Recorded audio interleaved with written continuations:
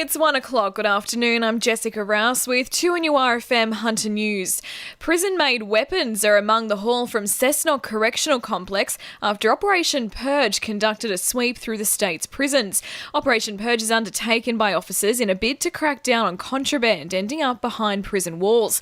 5 prison-made weapons and 2 smoking implements were found at Cessnock, but one of the biggest hauls came out of John Moroney Correctional Complex, where more than 50 grams of tobacco, prescription medications and a syringe were among the items seized.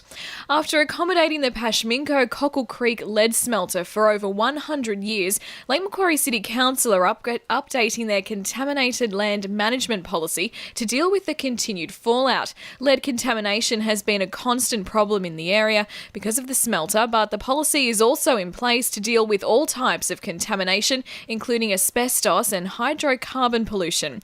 Lake Mayor Kay Fraser says Council will be integrating feedback into an update of the policy. We're just saying to our residents, have a look at the plan, and if there's any feedback, please respond. We have a lead expert working group who have been working closely with us in upgrading and revising this policy.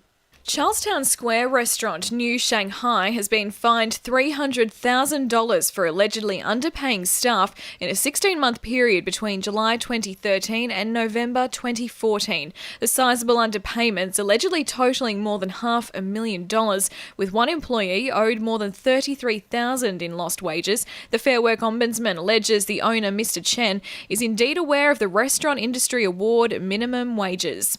Tow trucks are now lining up along Bolton, Church and Newcommon Street in Newcastle's East as a result of the extended clearways for the upcoming V8 Supercars event. All northbound traffic lanes along Stewart Avenue will close during the event across the 24th, 25th and 26th of November to allow for buses for the V8 Supercars racegoers to transit more freely in a timely fashion. Newcastle's inner city traffic dilemmas continue to grow though, as even more parking spaces are becoming scarce as we approach the big 3-day event.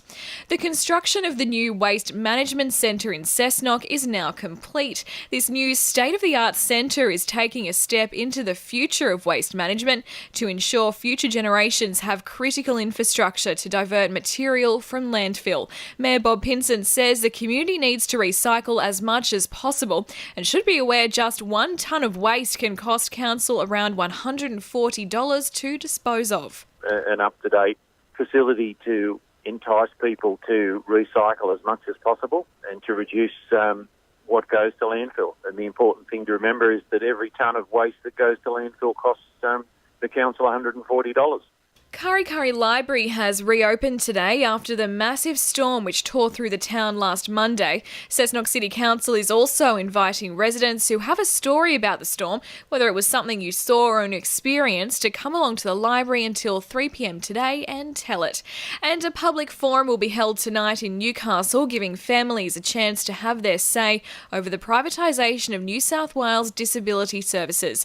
The forum will work with people with a disability, their advocates, families and health professionals to discuss what a public disability safety net should look like. All NDIS services will be transferred to a non-government funding sector by 30th of June 2018. To finance, the All Ords is down 50 points at 60.47 and $1 Australian dollar is buying 76.3 US cents. Sport for our sponsor, PRD Nationwide East Maitland.